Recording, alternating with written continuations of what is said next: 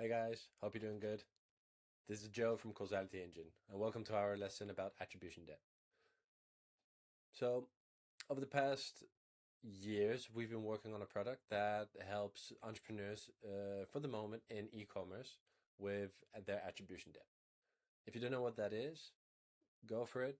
Go on the internet or ask an LLM. Chatty is probably going to help you out perfectly to try and understand what it means. If you don't want to go there and you're here exactly for the explanation, then sit back. I'll try and lay it down for you. So the problem stems from, you might recognize this. If you do, then this is absolutely for you. It stems from having multiple dashboards to work with. If you have an e-commerce, then most likely you're running on web store software like Shopify, WooCommerce, or Magento, whatever. There's a lot to pick from. And on the other hand, you also have measurement software such as Google Analytics or PostHog or whatever. All of these dashboards, they collect data and they try to feed it back to you so that you can make educated decisions. Problem is that you also need marketing. In e-commerce, using paid social media or paid search is a big thing. I know because I operate in them. So if you think about Google Ads or Meta Ads or maybe even TikTok, Snapchat, Pinterest, go for it. And then we haven't even touched base or touched back on email softwares. They also have a part to play in your whole stack, usually. So the problem is with all of these different dashboards, you get all these different insights, right? My experience has been for the past more than 1.5 decades that they it's seldomly agree. And it's unfortunate because you're trying to make an educated decision, but your web store will show actual revenue because it's going through your bank account. Even that can differ because sometimes there's returns that you need to calculate, and then you really need to do a double check with your bank account. Then there's also the part where Google says, hey, we made a sale for you, so put more budget in us. And Meta's going to scream the same. And if you're using softwares like Klaviyo or ActiveCampaign or MailChimp, they will absolutely do their best to try and say that they made the sale because their emails were so amazing. And that brings us to one of the few frustrations that I've heard over the years. If you've said one of these things, then you're not alone. These are very logical, normal thoughts. The way that marketing has been built up, the way that digital marketing is playing out for most e-commerces, and the worst part of this is you need to keep going. You've probably heard of ad fatigue, right? Advertisements or creatives, as they're called in the industry, they will last for about 2 weeks, sometimes 3 if they're really good. And then consumers just get bored and develop a blind eye for it, meaning that they need to be refreshed. So that forces you as a brand to keep on developing, keep on creating new content and blasting it in sprints of 2 weeks.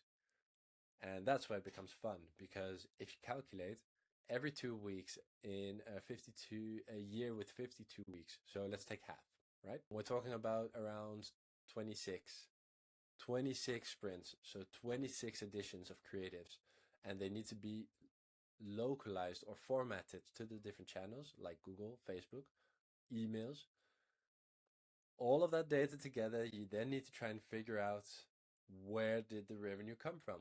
What had the most pull? What had the most effect? What was conveying your message the most and convincing the most? So it makes sense that these platforms will self-promote. You can't blame them. It's also the position that they have, but it is a problem for you as an e-commerce brand. And it's not an unsolvable one. It's just a headache. It's a hard one.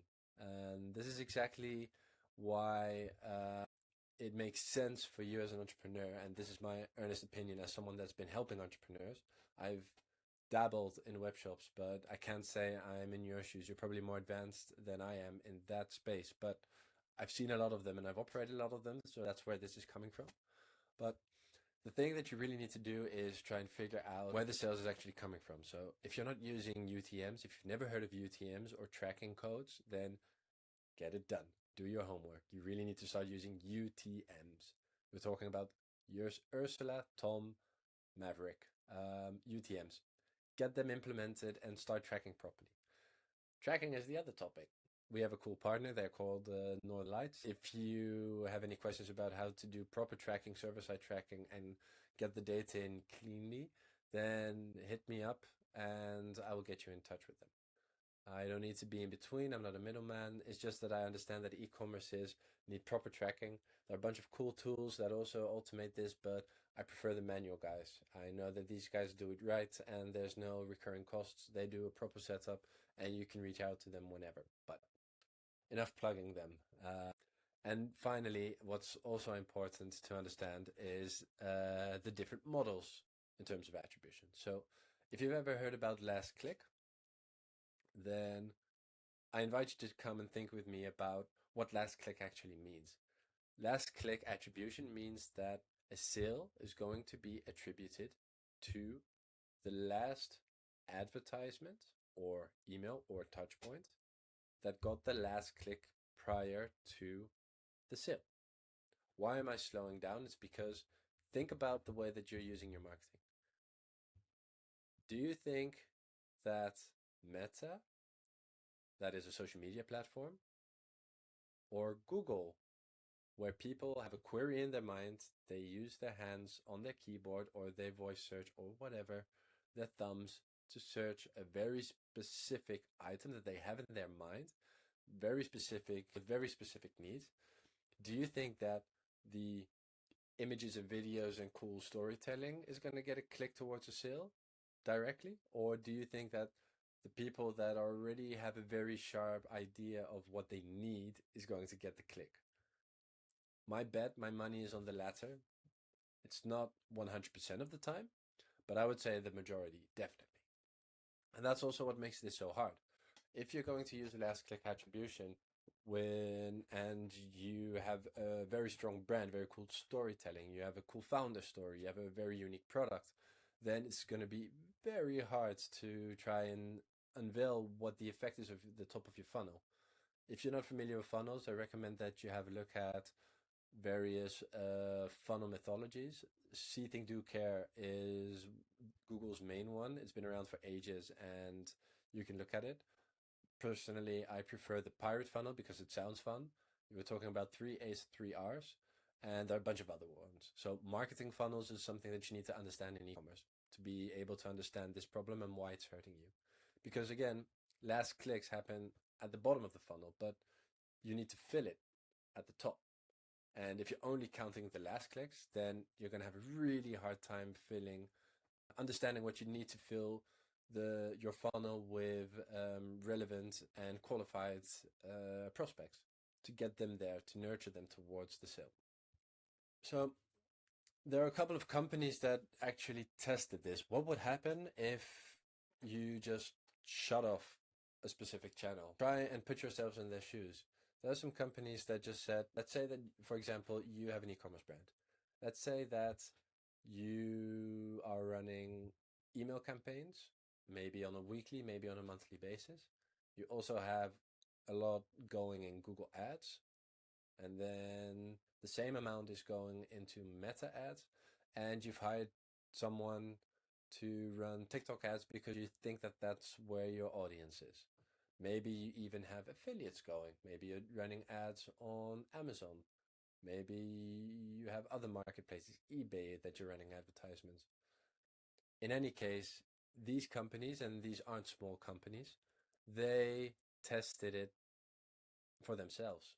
They figured, what would happen if we just turn it off? I love the big balls move on this one because honestly, these kind of budgets, I'd be sweating. I'd have nightmares. I wouldn't want to be in the manager's position when this went down. It's terrifying, but also it's brilliant because it does prove the point of attribution and the debt that is accumulated. So let's just zoom in on the first example because I assume that you've had time to read all of these. You can zoom in on the first example. Airbnb, 6 years ago, because today is the 17th of July as I'm recording this, in 2026, Performance marketing is the collective name given to things like Google Ads, paid social, email, any effort in marketing that also requires a budget to spend and to use to acquire maybe targets. When and when it's a good idea to use it and why it's a good idea to use it and why it isn't. That's another conversation. You can drop questions in the comments and I'm happy to answer them if you have anything about this. But going back to Airbnb, what they did, so what the way that you should be reading this case study, and you can look it up, is they cut more than half a billion of their budget that was allocated to these channels that they were spending on, and it retained 95% of the traffic. So let that sink in. Half a billion was being spent for a difference of 5%. And their whole platform is community driven. It's really about the people referring to each other and finding good spots. They are known, they're there. They do not need the spend. And it makes sense that they cut it. But this is such an extreme case. And obviously, I'm assuming that you're not spending half a billion yourself, but there are lessons to be learned from this, because if your brand is strong enough, and this is something that we analyze as well, if your brand is strong enough, then that means that you can definitely funnel some of that quality traffic that you're already grabbing back into your own campaigns or back to your website or back into your emailing lists without having to spend to acquire them. You need to understand what's actually happening. And this is something that I've seen time and time again with entrepreneurs in e-commerce. It's just moving too fast. They don't have the time to understand what's happening. They just keep going and they don't want to change a winning team, but it's unnecessary costs. So it takes someone usually like me or someone that understands attribution, performance marketing, that's more of a strategist as well as someone that's hands-on, to uncover that there's actually profits to be made, more profits to be yielded, simply because you can just turn some channels off, or you can reduce the allocation that you have towards them. Debt. It's called debt. And why we decide to call it debt is because it accumulates. It's something that if you aren't aware of, it will accumulate, because the platforms that you're spending on have a tendency of showing you pretty green numbers, showing that everything is going up, that you're printing money. If you ever seen the ROAS in any of your platforms, Meta or Google Ads, return on ad spend, well, tell me, have you ever seen it be negative? Maybe in the early days when the campaign is starting, but once you're gaining momentum, once you're confident that this is working for you, it's showing you a multiplier that effectively should be telling you that you're printing money. But you're watching this video because you have your doubts, or maybe because it's not printing enough money, I don't know. Maybe just because whatever reason. But going back to the problem, your stacks will never ever be able to tell you how much debt you've accumulated, how much you're missing out on, how much you can maybe reduce and reallocate, where your actual winners are. And it's understandable. There's just so much data going on, and it needs to be refreshed every 2 weeks on every border, in every channel, with the right format. It's a lot going on. It's overwhelming. And that's okay, because there's a solution. The solution starts with understanding which channels are exaggerating. To uncover that, you first need to know which channels are claiming the sales together.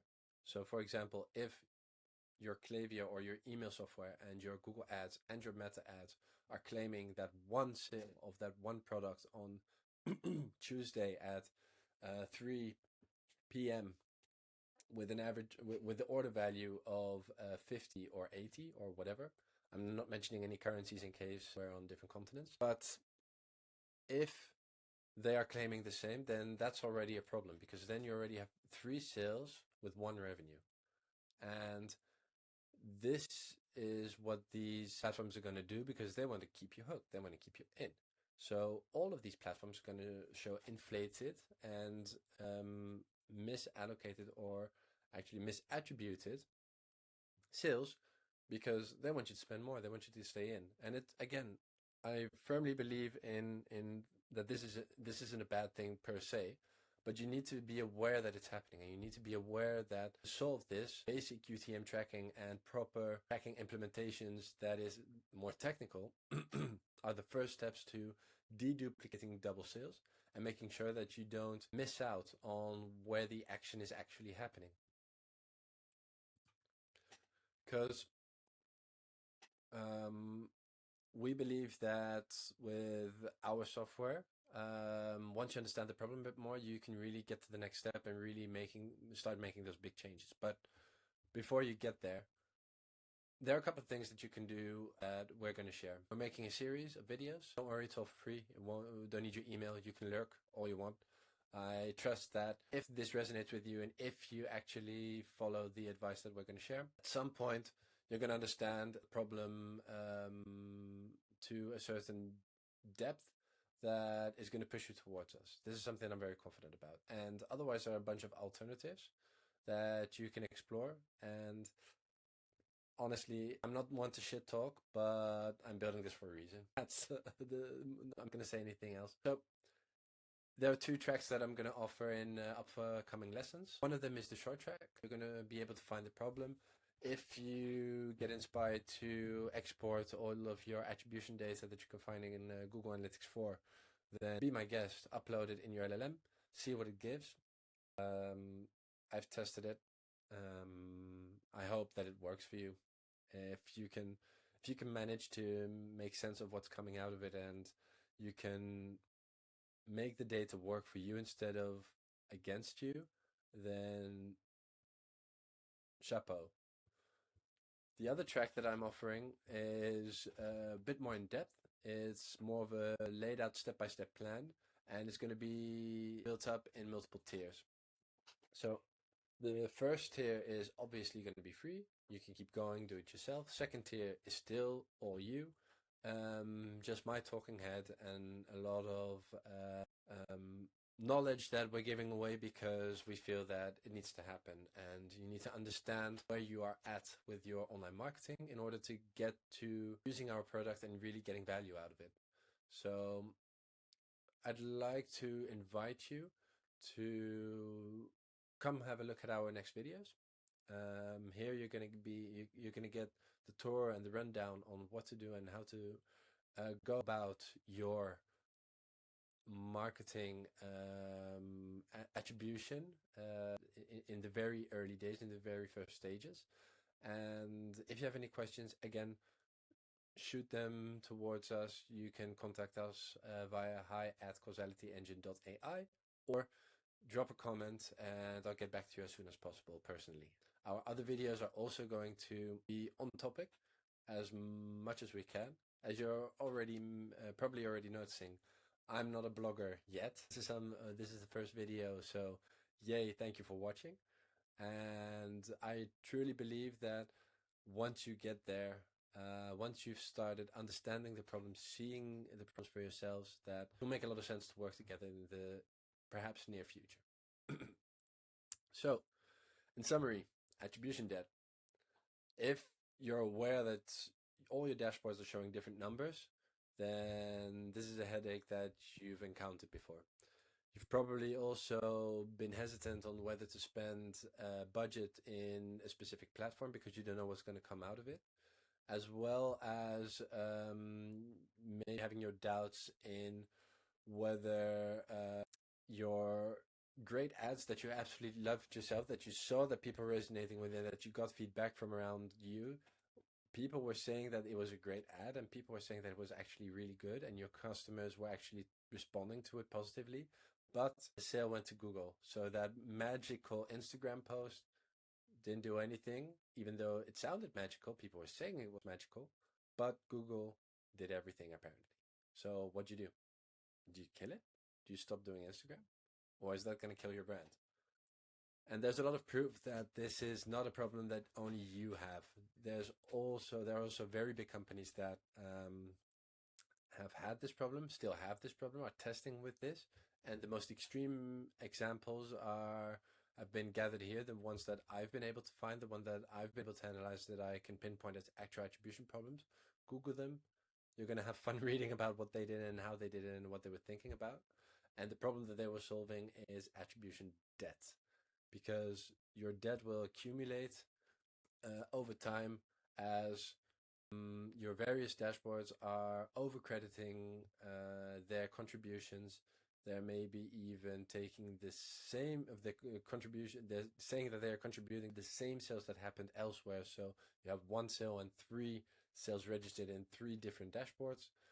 And in the meantime, it's getting really, really, really hard to understand what was actually happening for that one sale and what the actual pattern is, because the data isn't clean yet. And that's why we want to give you a rundown of a short track of do-it-yourself solutions. And there's also a more in-depth one.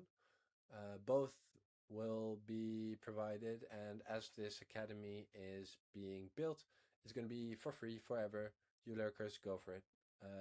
If you want to reach out in the comments. Happy to get in touch if you have any more questions.